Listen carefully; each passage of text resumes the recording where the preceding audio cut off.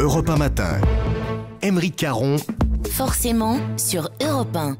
Le parcours de votre invité, Aymeric, est vraiment exemplaire. 10 ans de théâtre, du cinéma aussi, mais surtout de la musique dès les années 70. C'est l'une de nos plus grandes figures du rock français, toujours portée par un large public de fans. Musicien éclectique et complet, il s'est produit au Francophonie, puis également hier à Avignon pour un bal du 14 juillet atypique. Il a su transmettre son goût pour la musique à ses enfants, Arthur H et Isia. Isia qui a été couronnée par les victoires de la musique. Elle a reçu le trophée de l'album rock de l'année. Vous l'avez deviné, l'invité d'Aymeric ce matin sur Europe 1, c'est Jacques Higelin. Jacques Higelin, bonjour. Bonjour Aymeric. Vous êtes en concert tout l'été. La scène, c'est toujours très important pour vous. D'ailleurs, vous fêterez vos 70 ans sur scène. Ce sera au Zénith de Paris le 18 octobre prochain. 70 ans, mais nous, on a le sentiment que vous ne changez pas. Hein. Même énergie, même coupe de cheveux, même engagement. J'ai envie de dire, vous êtes un petit peu une pub ambulante pour le recul de l'âge de la retraite, pour l'allongement de l'âge du départ à la retraite.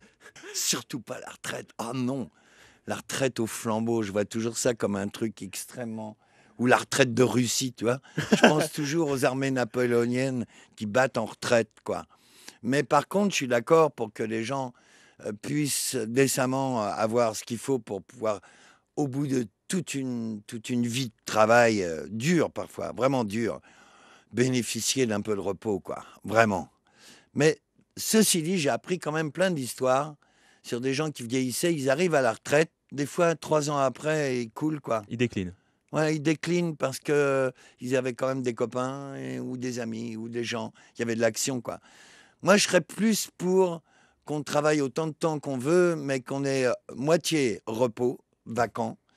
Mais les gens travaillent quand ils sont vacants aussi. Ça, c'est terriblement con, cette idée que personne ne fait jamais rien. C'est très dur de ne rien faire, rien foutre et se laisser vivre. Il faut avoir beaucoup d'argent pour faire ça. Johnny Hallyday, qui est pourtant plus jeune que vous, a fait sa tournée d'adieu. Eddie Mitchell annonce que lui aussi il arrête la scène pour pas faire les concerts de trop. À vous, c'est une problématique qui semble pas du tout vous concerner. Pour vous, il n'y a pas de limite d'âge ni sur scène ni dans la vie en général. Si je sentais pendant un moment que tout d'un coup, j'ai plus le goût de ça, ça me rend plus heureux ou ça ne me fait pas vibrer, c'est vrai que j'irai au bout de la tournée, sans doute, parce que je ne m'arrêterai pas à mi-chemin. Et jusqu'au bout, je resterai debout, vaillant et plein d'énergie et plein de foi dans ce que je fais. Mais après, je m'arrêterai, quoi. Mais pour vous, l'idéal, c'est la scène, la musique jusqu'au bout ? Ben, tant qu'à faire, oui. J'aime ça. J'aime aller au-devant des gens. Puis j'aime que la relation qui s'est créée entre moi... Il y a 4-5 générations maintenant devant moi, y compris des gens qui amènent leurs enfants, genre 7 ans, 8 ans, qui viennent et qui dorment pas pendant le show. Alors ça veut dire qu'ils s'ennuient pas, quoi. Et parfois, il y en a un qui s'endort. Et je trouve ça tellement émouvant.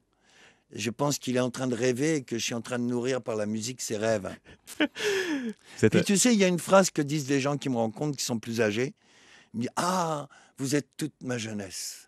Et je trouve ça magnifique. On parle de l'âge qui passe, du temps qui passe, peut-être aussi du passage de témoin. Le temps n'existe pas. Ça, c'est un truc que tout le monde cultive. Il n'existe pas en fonction de qui tu es, quoi. Toi, tu pourrais être un jeune vieux. Il se trouve que tu as l'air beau et bien portant et que tu as l'air d'avoir l'œil bien éveillé. Je vous remets le chèque à la fin de l'interview. Oui, mais il peut y avoir des jeunes qui sont des fois vraiment amorphes et tout. Alors le temps n'existe pas, dites-vous. En même temps, il y a quand même des marqueurs du temps, comme par exemple les enfants. Les enfants qui grandissent, qui parfois prennent un peu votre place. Alors vous, c'est intéressant parce que vos enfants, en plus, ont choisi de faire le même métier que vous. Alors donc, il y a Arthur, évidemment, Arthur H, et puis maintenant, il y a Isia. Et c'est intéressant quand on écoute votre album. Parce que d'abord, il y a un titre, moi je pensais à Qu'est-ce qui se passe à la caisse. On dirait vraiment un titre d'Arthur H. Et vous dites vous-même, dans une de vos interviews, que vous avez demandé aux gens qui vous ont aidé à faire cet album, vous avez dit « Je voudrais un album qui soit aussi énergique que celui d'Isia, ma fille. » C'est-à-dire votre fille qui est en ce moment en train de cartonner, qui a eu 2 victoires de la musique, que tout le monde est en train de découvrir et qui fait vraiment un boulot formidable. Ça, mais on a l'impression qu'aujourd'hui, votre propre travail est influencé par celui de vos enfants. C'est extraordinaire, ça. Souvent, c'est le contraire. Non, mais bien sûr. Il y a des moments où je les écoute et je me dis il faut être digne de tes enfants ou de tes petits-enfants aussi. Tu vois tes petits-enfants, ils sont très sympas, en plus, ils sont marrants. Et puis quand ils te regardent comme ça, qu'ils bougent, qu'ils ont la vie en eux, et tout, ouais, il faut être aussi un super grand-père, quoi. Il faut pas se laisser aller, quoi. Les enfants, ils t'aident à te remettre en question et ils t'aident à monter, quoi. Ça veut dire que vous écoutez les albums de vos enfants, vous dites tiens, c'est marrant, ils vont dans cette direction et tout, ça c'est intéressant, il faut que j'y aille aussi. Non, j'ai pas envie de les copier, j'ai envie d'être digne d'eux. Ouais. C'est pas la même chose. Et ils n'ont pas envie de me copier non plus, figure-toi. Ils disent jamais non, ils se sont vraiment créés leur univers, je suis absolument d'accord. Mais ce qui m'influence, c'est leur énergie, leur joie de construire et d'inventer. C'est de la fierté aujourd'hui pour vous de voir Isia, Arthur, bon ça on le savait, aujourd'hui Isia. C'est de l'amour. Mais oui, attends. Mais tu vois, dans les concerts, quand je vais la voir, comme quand je vais voir Arthur aussi, j'ai le cœur qui bat, je peux pas t'imaginer. Je suis comme une maman, tu vois, j'ai peur. J'ai dit pourvu qu'il l'aime, pourvu que ça se passe bien. Et puis elle rentre en scène et tout d'un coup, je vois la bombe qui déboule. Ou comme je vois Arthur qui commence à jouer. Et puis je me dis, bon, c'est des artistes, quoi, c'est des vrais. Mais c'est vrai que tout au long de leur concert, je suis toujours... l'autre côté, c'est quand tu es le père, mais tout le monde connaît ça. Quand tu as ton enfant qui joue, il y a le cœur qui bat d'une autre façon parce que tu as peur qu'il craque. Tout d'un coup, je vois la voix qui faiblit, pourvu que ça tienne jusqu'au bout, tu vois. Vous leur donnez des conseils ? Non, vous leur dites, faut ils faire veulent pas. Moi, j'en donnerais bien un de temps en temps. J'avais commencé avec Arthur, il hochait la tête, il disait, ouais, t'as raison. Il a fait exactement le contraire et il avait raison. Et avec Isia, c'est pareil, j'ai dit, tu devrais faire gaffe à ça quand même, c'est important et tout ça. Il me dit, ouais, elle écoutait, elle a fait exactement ce qu'elle voulait faire, et je disais, elle a raison. Donc ils ont vraiment le même caractère que vous. Ils sont libres et indépendants.